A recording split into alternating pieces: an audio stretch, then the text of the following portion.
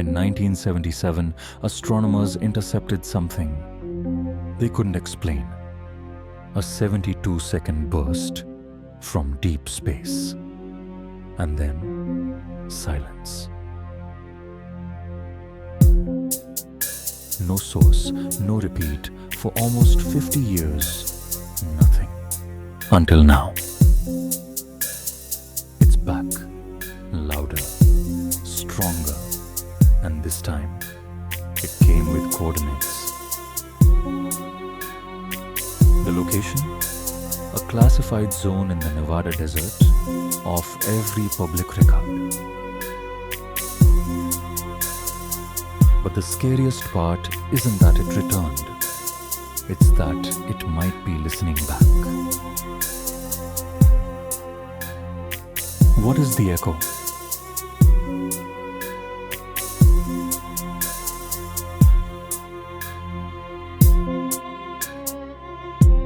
Dr. Elara Voss had spent her life chasing what others ignored, just like her father.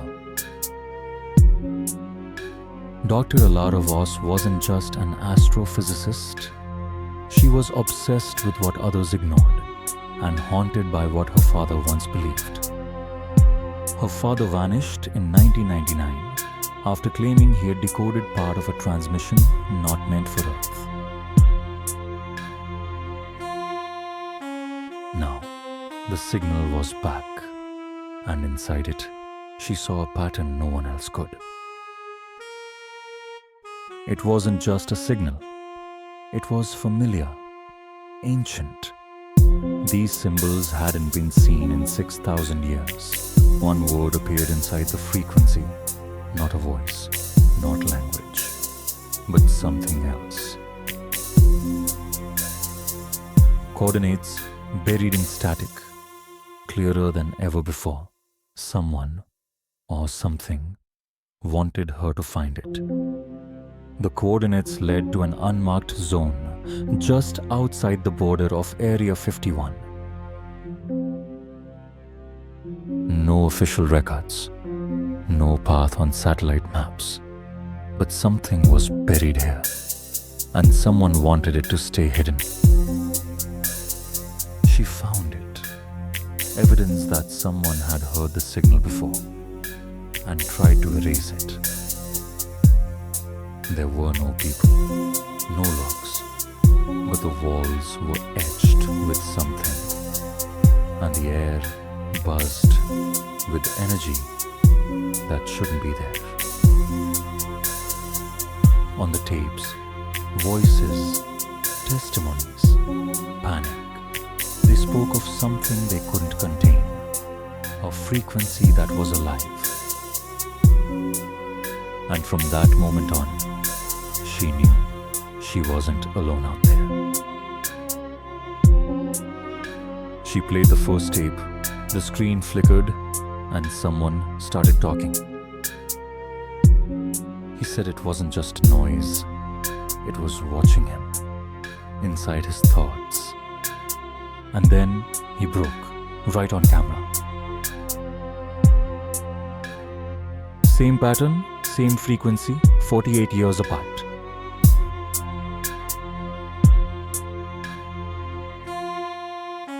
Someone tried to erase it from history, and they almost did. But the more she listened, the more it listened back. The signal wasn't meant for us. It was passing through us. Earth was just a node in something much larger. It was already in our systems, waiting to activate. They tried to stop it again, but it had evolved. And now, the relay was active again. The signal was alive, and it was accelerating. By the time we understood the signal, it was already here. It wasn't a warning, it was a door. And now, it's open. Then, the pattern changed. It wasn't a message anymore. It was a timer. It appeared on devices everywhere, synced, precise, and no one could turn it off. Across the world, fear spread faster than the signal. Was it a threat, a warning, or an arrival? They tried to trace it, but the signal had no source, no origin, just presence.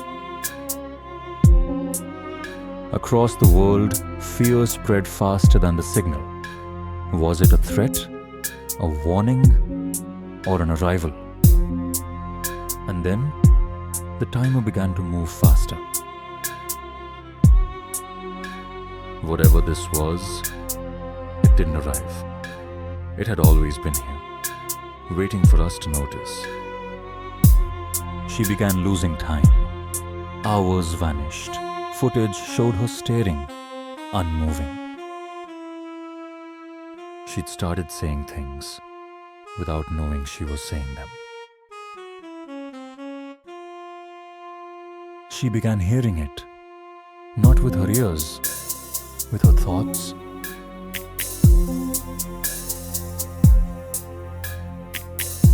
Reality blurred, time bent.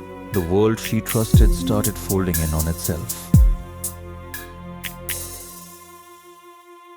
And she wasn't alone anymore. The signal was leaking into everyone. The signal wasn't new. It had echoed through time, disguised as myth, madness, and miracle. From Sumer to the Andes, the same pattern, hidden in architecture, rituals, and sky maps. Ancient records described voices from the stars, long before we built telescopes. The ones who listened too closely were never heard from again. We dismissed it as coincidence, myth, madness. But it was always here, waiting for the moment we'd finally listen back. Somewhere in our systems, a reply was sent. No one knew who triggered it or what it said. A dormant protocol, not built by us, not logged in any known system. Voss tried to shut it down, but the signal wasn't responding to her anymore. And then something answered back. It wasn't a message. It was a signal, not meant to be read, but to be received. And now, the response is locked. Whatever's coming can't be stopped. Somewhere in our systems, a reply was sent. Not by Dr. Voss, not by any human hand. No one knew what triggered it, or what it even said.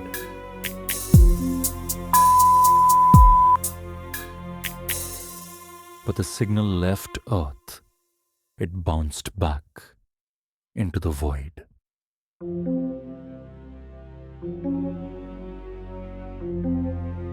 Voss tried to stop it. She tore into the code, line by line, screen by screen. Every command she entered failed. Every override ignored. And then, 2 words appeared on the monitor, written in her own voice pattern. Too late.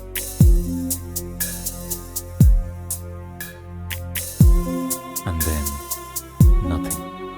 No voice, no sound. Just a silence that didn't feel empty. At 3:14 a.m., Dr. Elara Voss disappeared. No exit, no trace. But her system kept running, as if still waiting for something.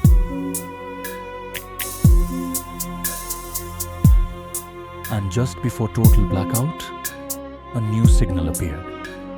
This one, watching back. We weren't the audience. We were the amplifier.